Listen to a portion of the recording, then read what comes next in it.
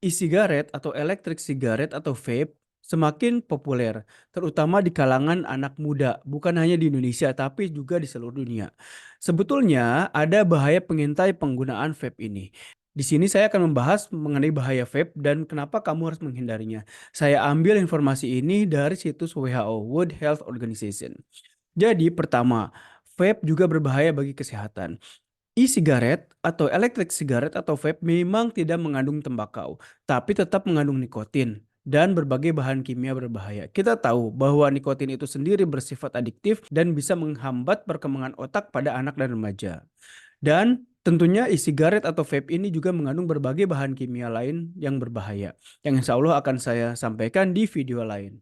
Kita tidak tahu pasti efek jangka panjang bahan kimia ini, tapi yang jelas mereka tidak aman untuk dihirup.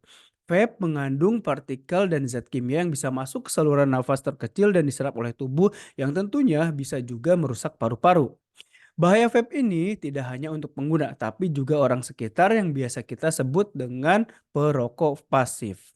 Faktanya, di Amerika Serikat terjadi wabah penyakit paru-paru dan kematian terkait vape. Ribuan orang mengalami kerusakan paru-paru akibat penggunaan vape dan ini adalah bukti nyata bahaya vape bagi kesehatan. Yang kedua, ketergantungan nikotin. Seperti yang tadi saya sebutkan bahwa nikotin adalah zat utama yang membuat rokok dan vape. Nikotin menyebabkan kecanduan. Selain itu, nikotin juga bisa meningkatkan tekanan darah, denyut jantung dan risiko serangan jantung dan juga bisa menghambat perkembangan otak pada remaja. Parahnya lagi, paparan nikotin pada anak-anak dan remaja bisa mengganggu perkembangan otak dan berpotensi menyebabkan masalah belajar serta gangguan kecemasan.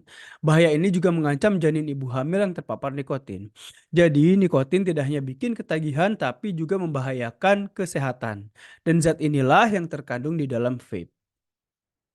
Yang ketiga, e-sigaret atau electric cigarette ini atau vape sama bahayanya dan sama adiktifnya dengan rokok konvensional. Iklan vape sering menampilkan kesan risiko yang rendah, bebas asap, dan gaya hidup yang keren. Padahal vape tidak aman dan tidak keren ya. Promosi ini sebetulnya bertujuan untuk membuat orang, terutama anak-anak muda, bahwa vape adalah pilihan yang lebih baik. Akibatnya generasi baru bisa terjebak kecanduan nikotin dan terpapar bahaya kesehatan.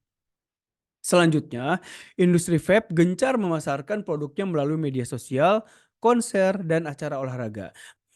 Mereka menargetkan anak muda untuk terbiasa dengan kebiasaan yang bisa mematikan. Lihat saja contohnya di Thailand. Penggunaan vape di kalangan anak sekolah meningkat drastis. Ini bisa merusak kemajuan pengendalian tembakau yang sudah dicapai selama berdekade-dekade. Anak yang memakai vape tidak hanya terancam kecanduan nikotin, tapi juga 3 kali lebih mungkin menjadi perokok tembakau di masa depan. Saat ini lebih dari 30 negara yang melarang peredaran e-sigaret termasuk di Thailand.